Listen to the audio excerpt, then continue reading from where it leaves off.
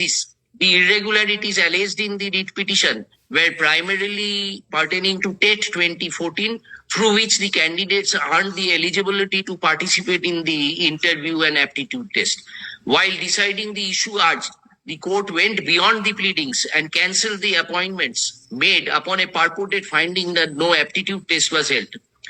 In the dispensation of justice, courts are prevented from innovating at pleasure. Neither can they don the helmet of a knight errant roaming at will in pursuit of his own ideal of beauty or of goodness. At all times, courts are expected to draw inspiration from consecrated principles. A finding as regards widespread or systematic irregularities is absolutely indispensable for cancelling all the appointments made.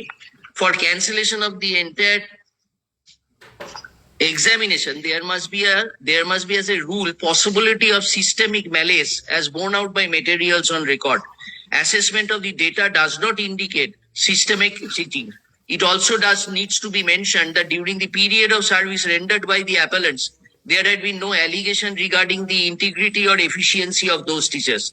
It is not a case that instructions were given to the examiners to give higher marks, or that the candidates who paid money had been given higher marks in the interview. A group of unsuccessful candidates should not be allowed to damage the entire system, and more so when it cannot be ruled out that innocent teachers would also suffer great ignominy and stigma. The service of the appointees cannot also be terminated only on the basis of an ongoing criminal proceeding. Reliance has been placed upon the charge sheet and supplementary charge sheets by the writ petitioners. In the same, the investigating agency observed categorically that appointment letters were issued upon receiving recommendation letters from the board.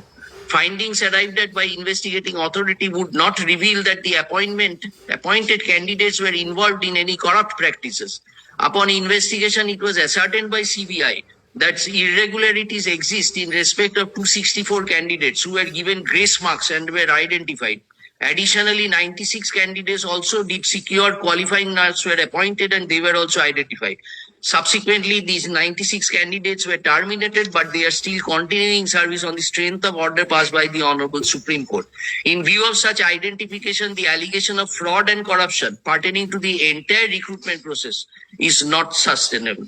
It is the impact of the action that would define the nature of the procedure that is to be adopted.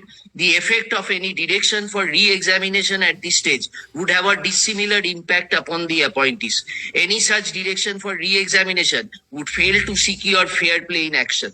A job taken away after about 9 years of service would indisputably cause insurmountable inconvenience to the appellants, and their survival along with their family members would be at stake.